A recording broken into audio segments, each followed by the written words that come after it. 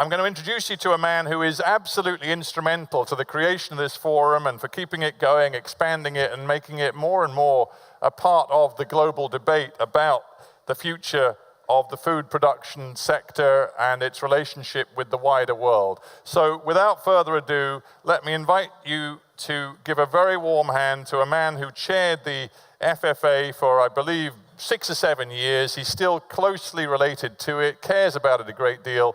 Please welcome former Commissioner Franz Fischler.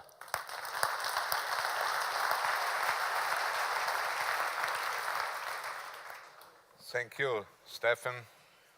Distinguished guests, dear friends, ladies and gentlemen, as you are all aware, we have come together here today because it's time for solutions, but also to celebrate a special milestone for FFA, its 10th anniversary.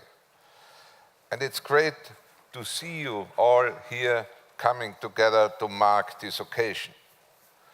One could say that 10 years isn't much of an age, but you might be surprised by what we have achieved within this ostensibly short period of time.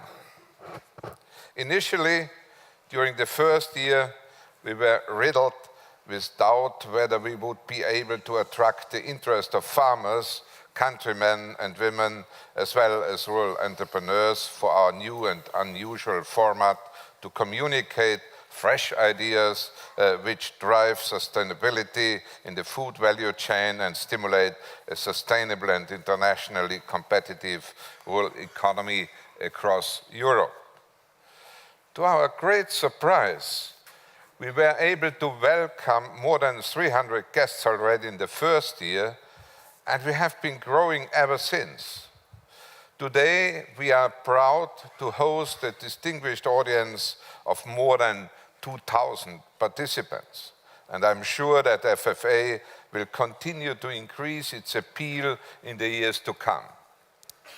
My heartfelt congratulations to everybody who has contributed over the last decade to the great success story that the FFA became, and a special thank you to the co-initiators, Corrado Pirzio Piroli and Thierry Lescay, as well as to Janis Potocznik and Syngenta and our wonderful managing team. In Austria, when you turn 10 years old, you get confirmed in church, which means you are blessed with the Holy Spirit. Let's see if the FFA will show any signs of that in the future.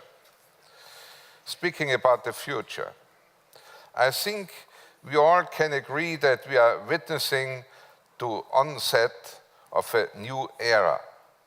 Digitalization, urbanization, migration, the effects of climate change and biodiversity loss, the Internet of Things, new forms of energy and mobility, genetic engineering, post-truth democracies, and fundamental changes in our societies will drastically transform the ways we go about our lives and businesses, which will in turn have drastic impacts, positive and negative, on the agro-food sector and our rural communities.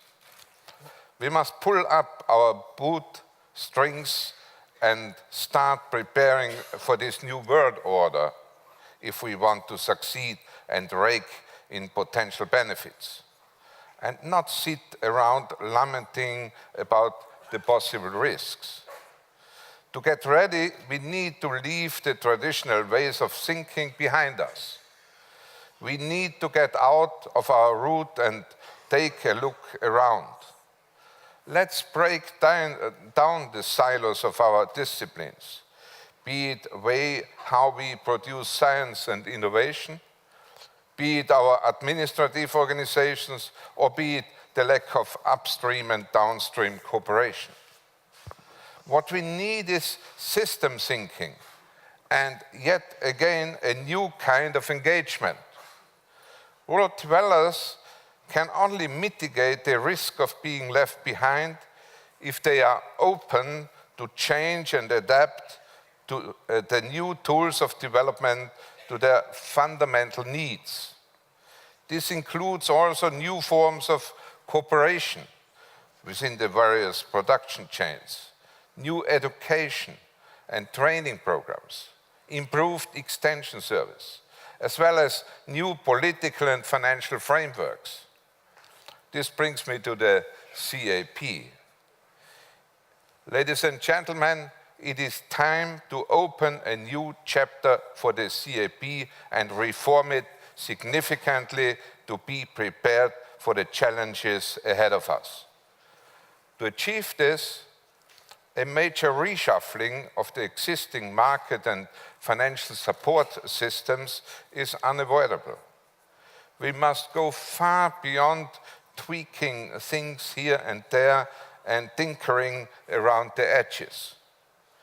At least as a thought experiment, we should design a new CAP based on clearer goals.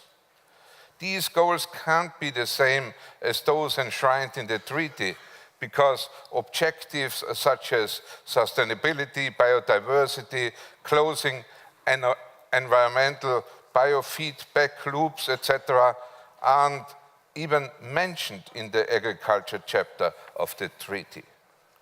Hence, the Commission stipulated 3 long-term policy objectives and 3 reform goals in 2013. The policy objectives are: first, viable food production; second, sustainable management of natural resources and climate action; and third, balanced territorial development.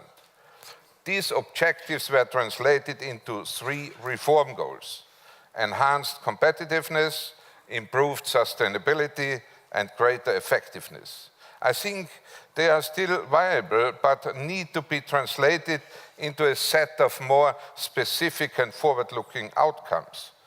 For example, achieving the first objective of making the food production sector more profitable calls for a close look at the entire food chain to improve competition, deal with price volatility, reduce market turbulences, and help those farmers who are facing natural setbacks.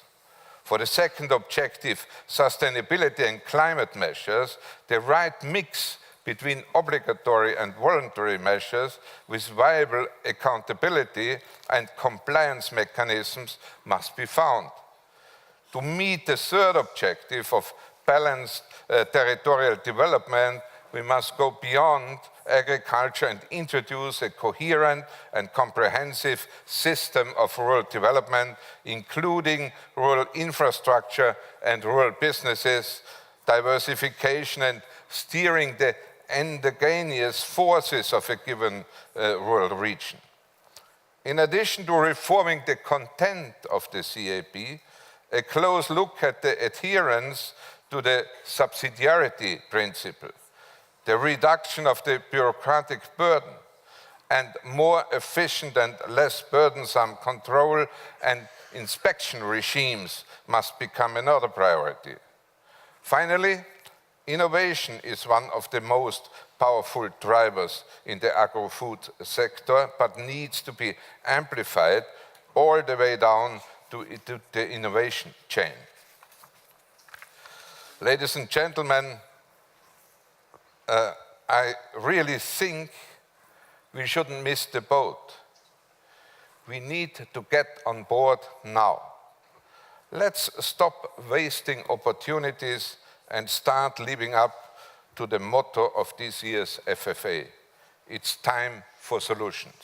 Thank you.